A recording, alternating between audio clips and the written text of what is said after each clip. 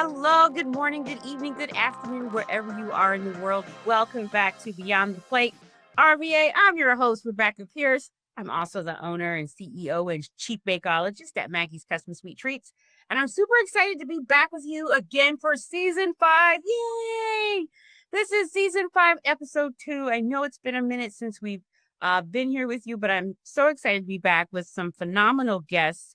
And if you heard our last show, we kicked off the season with the fantastic food scientist, Cynthia Betterson. And today I have another fantastic guest for you. But first, of course, I want to make sure you know that this show is brought to you by RLP Productions. That's our production company. We're out of Richmond, Virginia. But if you would like to be a sponsor for the show, please feel free to send us an email to info@rlpproductions.com.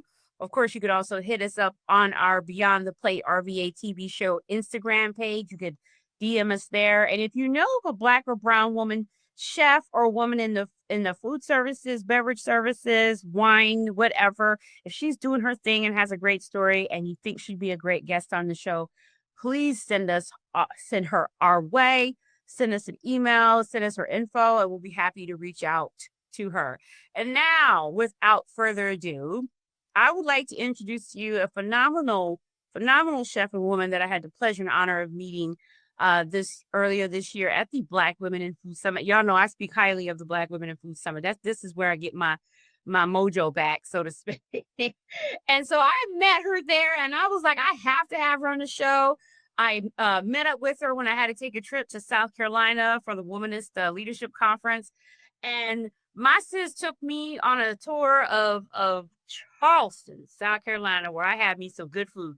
Y'all, please welcome to the show, Chef Kimberly Brock Brown. Yay! How are you, Chef? I'm excellent. How you doing? I'm good. Thank you so much for agreeing to be on the show. You know, I haven't stopped talking about the food that I had in South Carolina.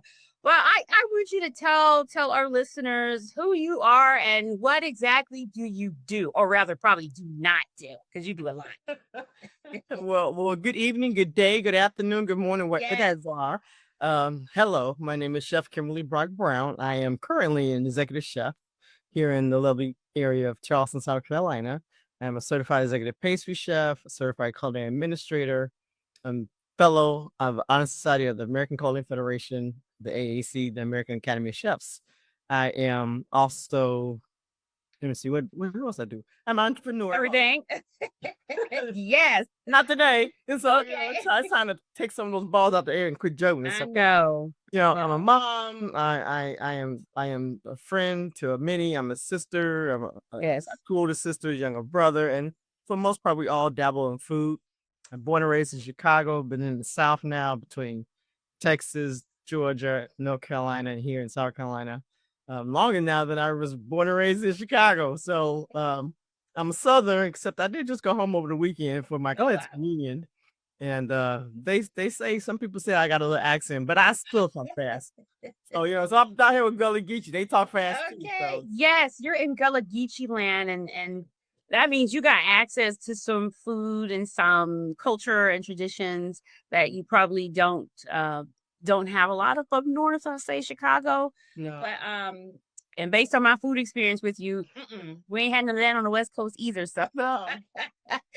See? Okay, so tell me who or what inspired you to become a chef, to come into food. Tell us a little bit about your food story. So my food story is one that is kind of like I accidentally kind of sort of on purpose got into it, because I didn't grow up with culinary arts. I grew up with home ec. And so, I was home ec, and I played sports in high school, but I had home ec on my class ring, right? That's how much up to home economics. Home economics for the young folks. Yeah. Like that. That's when you have a little home type stove and all that. You can call in your classroom at school and cooking like you would cook at home. But we were doing stuffed tomatoes with crab salad. And we were doing some other things. That's the first time I think people would actually use the microwave and cook the turkey. Right. It was the ugliest thing, but we cooked the turkey in the microwave. Like, what's a microwave? That's how old I am. You and me both. As I had home ec classes. See? And I looked around trying to go to college with something that would carry on the food part. I mean, Chicago's a foodie town, and we want to eat and have great foods and different, the Jewtown Chinatown, whatever, and eat great ethnic foods. So I wanted to kind of carry that on, but I couldn't find it. And so I kind of like just fell into after I moved to Texas with my older sister, who was there already, and started waiting tables. So I got into haphazardly making more money than she was for in the house. And she got a 4-year degree, and I'm making more money with tips than she's doing. Like, well, and never waited tables for in my life, but I learned. Right.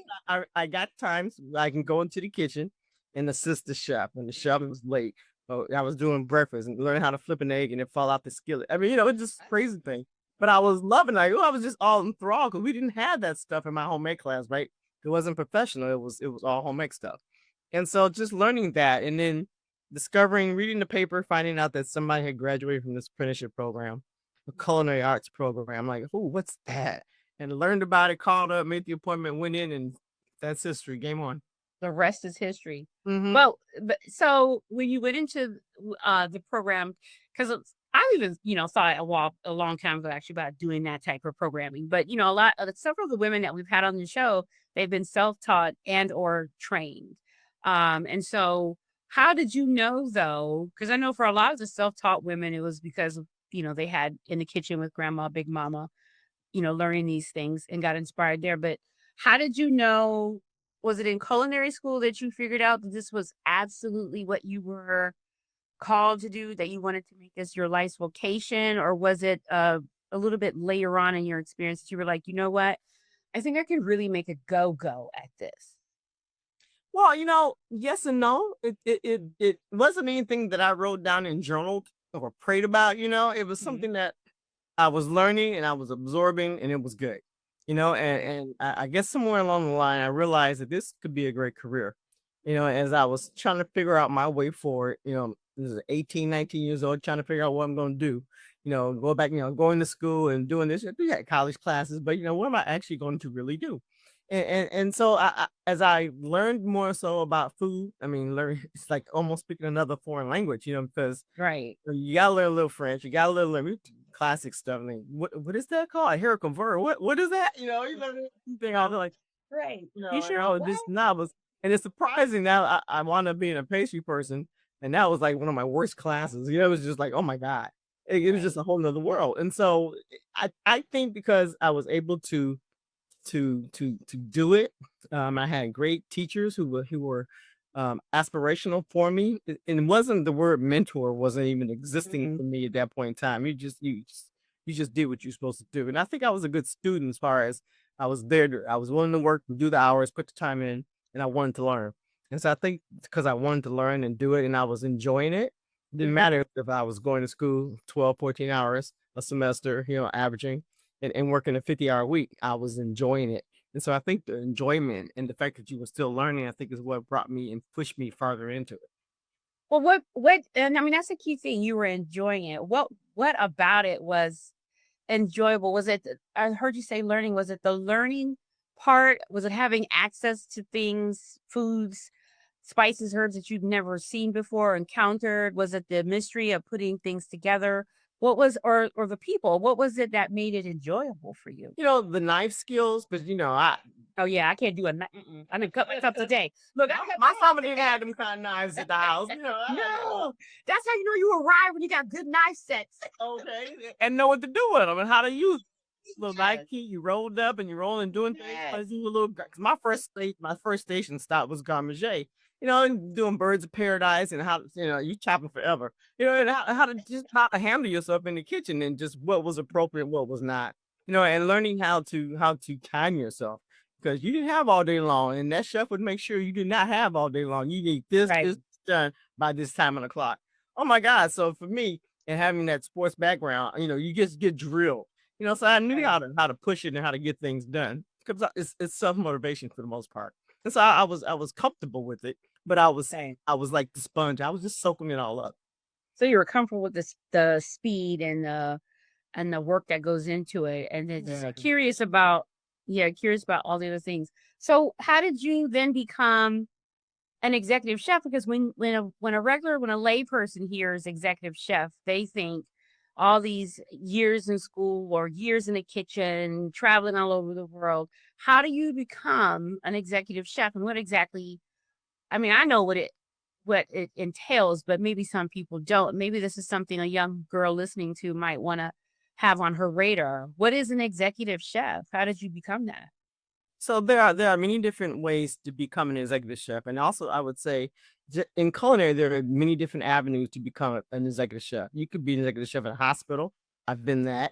You can be an executive chef in a institution such as a school or at a corporate bank, or executive chef say for a distributor, and all those have different pathways to become an executive chef. So the experiences and what they require are totally different, and what you have to bring to that table can be totally different. But I think at the end of the day, it's can you cook food? Can you manage, especially can you manage people? People, right? Because at the executive chef level, it's about really the human resources and managing that and the money. Okay. Cooking part comes into it, of course, as well. But can you, for me, like I said, I started off and I stayed after I graduated with baking and pastry, which didn't help my executive chef because he thought he had another person to put in the different restaurants and stuff. I said, no, I'm gonna stay in the bake shop, and so, but I saw that at that point in time, I saw it as a quicker path for me, to become on the executive level, management level, instead of just being stuck, with the rest of the people at this level, because it's such a big competition in my head at the hotel I was at, that you had the different restaurants, you had line cooks, first, second, third, you had assistant chefs,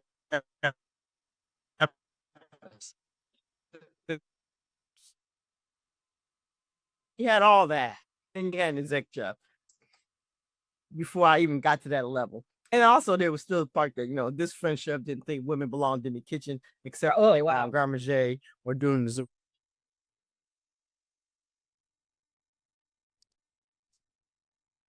little he didn't think women could do that. And those were, if you wanted to make more money, those are positions that had the power, that had the money. And so I didn't want to be part of that. Let me stay in the bake shop. Let me learn this. The time was the one who was so if you want to be a chef and stuck with it. But as an executive chef, I said I'm an apprentice. I learned all that. I went through every station, all the restaurants. One thing I didn't go through, the chef never put me in, was the butcher shop. We had a butcher shop, but he didn't think women could handle it. Wow. So that's fine. I mean, I didn't want to be a butcher anyway. But seriously, you had the bane saw, you got the whole sides of meat. We were doing it. They were doing it. Right. It wasn't something I wanted. Yeah, I could fillet this and side that, but I'm not. I didn't want to do all that stuff. So for me, it worked out. But each area that I say, you can be an executive chef, but it just depends on which area you want to do. So knowing how to cook, knowing what good food is, knowing how to shop, buy, prepare, save money when it comes to cooking food, and how to manage human resources. That's what makes an executive chef and separates them from the others. So with all that being said, then what is your favorite thing about being a woman in food? What's your favorite thing about it? I don't know if I have a favorite thing. I never set out to be, if I do this, I'm gonna be the only female. I'm gonna be the only African American person. I'm gonna be the only baby stuff here. That's never been my thing. There have been too many times, a lot of times, I am the only female, the only person of color, the only pastry chef in the room, whatever. But there was something that I just had, you haven't checked this off the box. I got that. So when I was national president, I did set out to be the only female. I mean, I knew I would be the only female. That wasn't what my platform was to run. Or when I became an officer, or when I graduated from my apprenticeship program, I didn't know until years later that I was the first African American female to graduate. Wow. And they didn't tout it, they didn't say it, they didn't advertise it. And years later, when our chef instructor came to visit his kids, and I was bringing Lewis, he stopped through for a couple of days, and he said they missed a great opportunity to advertise and to he blew me away, because I had no 10 years later, I had no idea I was the first African American female to come out their program. Wow. And so there's never been, I'm gonna do this because I'm gonna be the first female. That's just not been me. I just want to do it because I thought it would be good for me to do. Well, now that you know that, though, in this environment, I mean, how many young Black women are moving into this industry, and like, what is your advice for those who may want to? Because I'm sure there's still not a large number necessarily of Black women who are executive chefs or coming out of these programs. So what's like your advice for a young woman who's considering going down that path? You got to network. You really have to get out and meet people. You have to stop looking at the plate all the time, get off the YouTube, get off the TV, and go to different associations, different organizations, different meetings. You never know who needs a chef. Right. Who somebody to cook, or who knows who might need something. It's been through those kind of relationships that I've built over the years that I've gotten opportunities to go travel here, cook for this person, do this, do that, whatever. And met that person. So it's really about a network of meeting people to put yourself out there. You can advertise pictures and stuff all you want to on YouTube, whatever, social media. But at the end of the day, it's really about relationships. So who are you meeting? Who knows you? Who knows your character? Who knows your work? Personally, it's not just about the social stuff, because anybody can post. People are doing it now, and people are so upset. She took my picture. They shouldn't even make that. I mean, All all right. the people stealing each other's property on social media. Right. Did that, so it's Right. about the personal. It's still nothing beats having that person's contact, email, phone number to reach out and touch somebody. That they know who you are, you know who they are, and you can talk that way. So that So was is this personal. It's just great.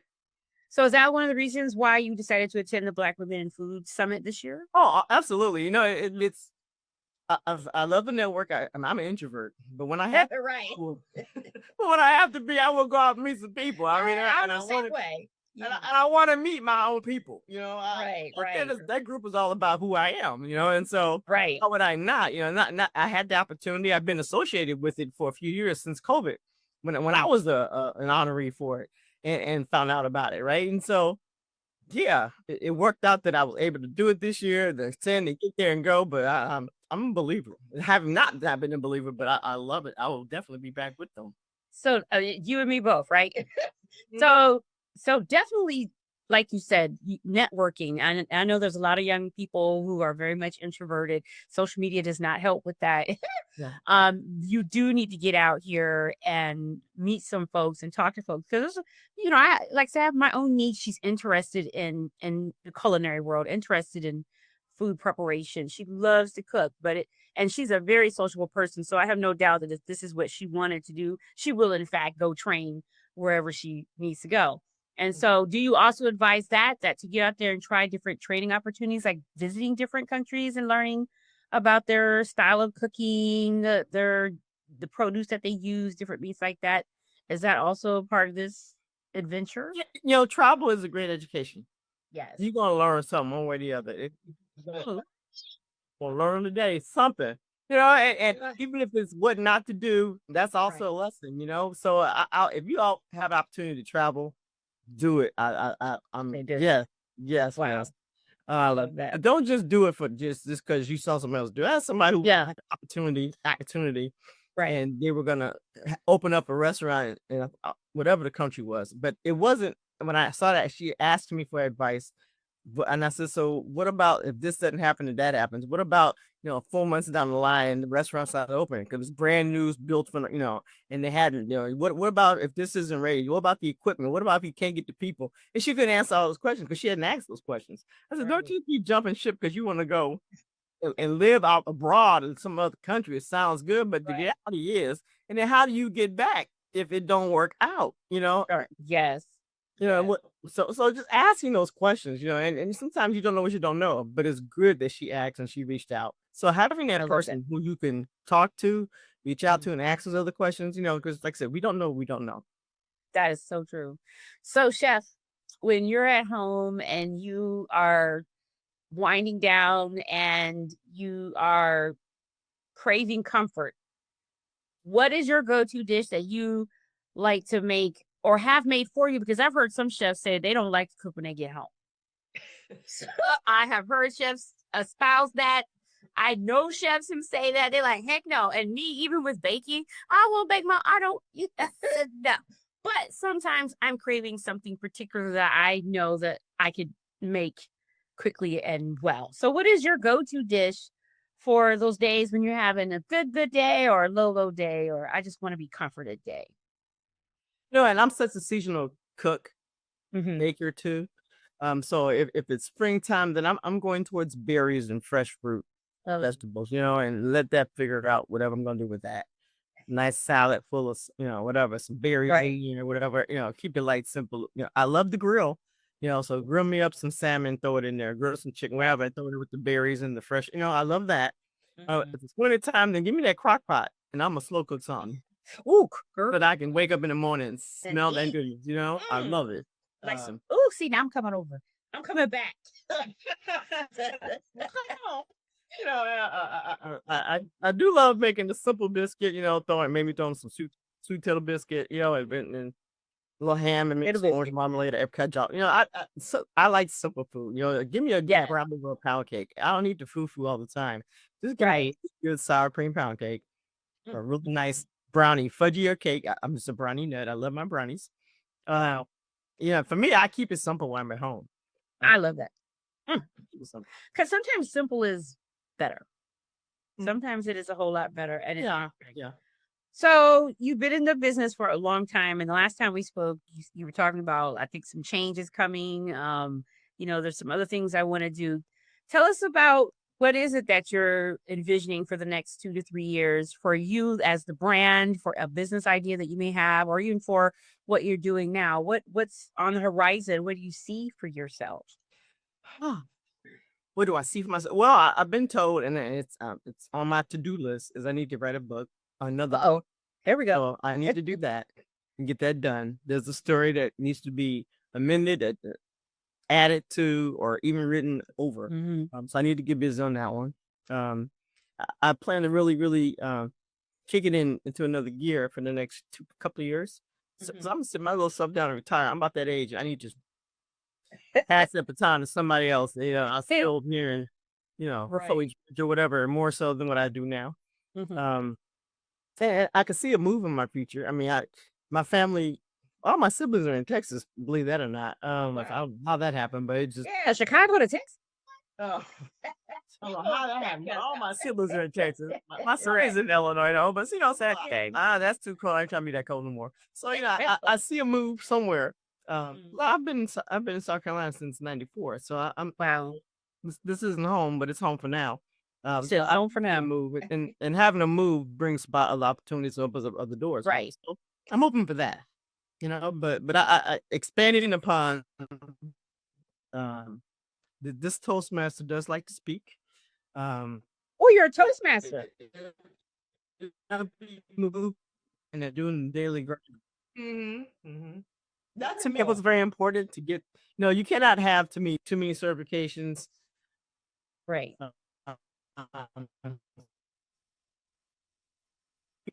People, other entities, is key to promoting yourself and you're comfortable. Because every time I've done TV locally, and I've done TV locally, I haven't done it lately, but it's like 10 years running.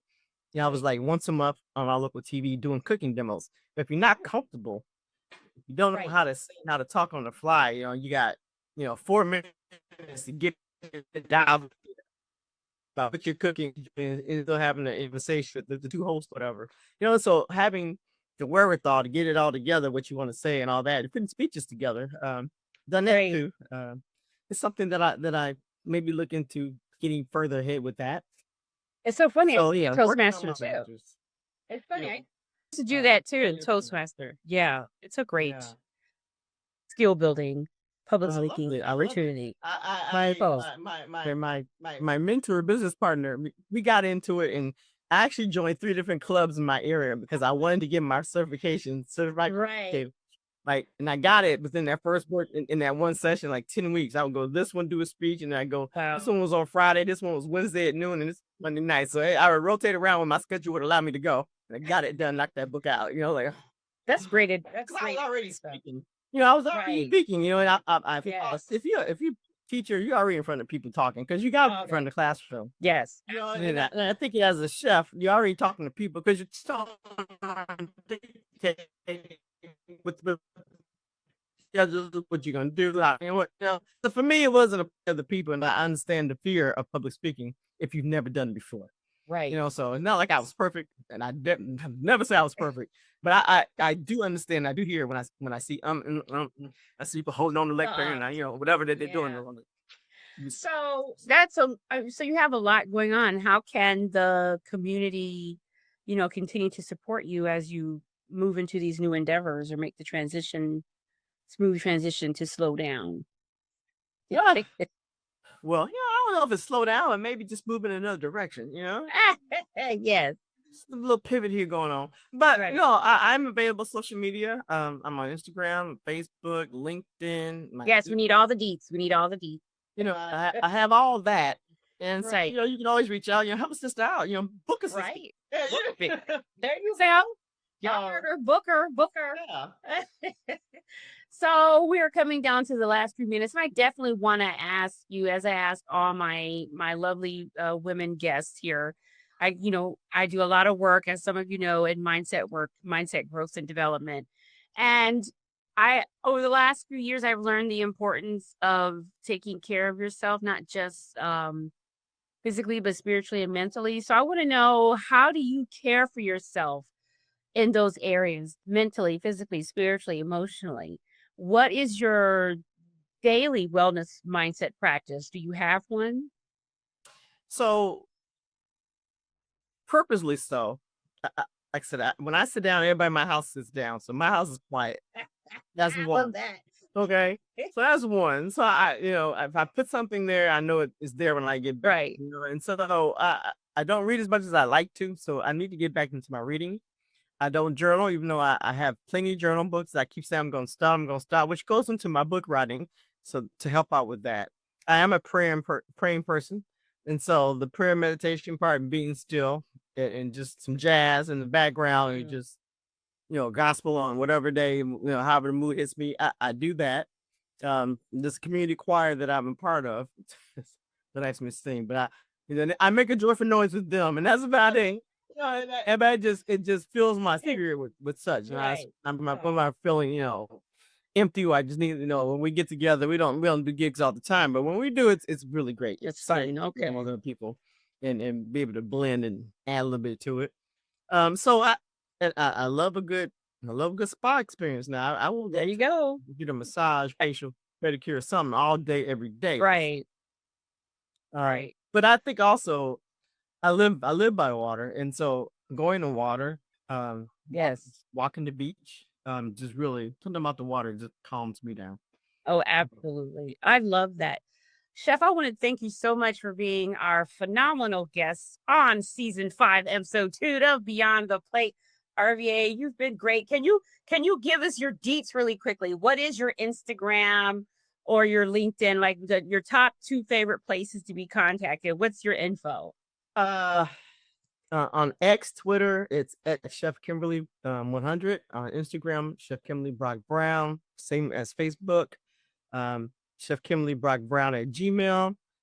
LinkedIn is also Kimberly Brock Brown. So I keep it simple, keep it the same. Yes, keep it simple. We love that. Well, we're gonna, of course, share all that information on our social media pages for you to help get the word out about this phenomenal powerhouse woman that is here to bless us with some good food and good presents. So I want to thank you so much for joining us. And hey, listeners, again, if you know of a woman who is in the food, beverage, spirits industry, a Black or brown woman, and you think her story would be phenomenal for us to hear, please send her our way. We want to thank our sponsors for the show, of course, which is Maggie's Custom Sweet Treats. Thank you so much for being a show sponsor. Again, we're looking for more, so send us an email at info@rlpproductions.com. Don't forget to follow us again on Instagram at Beyond the Plate RVA TV show. We look forward to coming back with you soon with another great guest. You guys, whatever you do, have a great foodie week, and take some time out to go by the water and enjoy the view. I don't know. I just felt like saying that. I probably get in trouble for taking that line from one of those shows. I think it's The View. That's not copyright. You're all right. Whoopi, come on my show. Okay. All right, have a good one. Bye.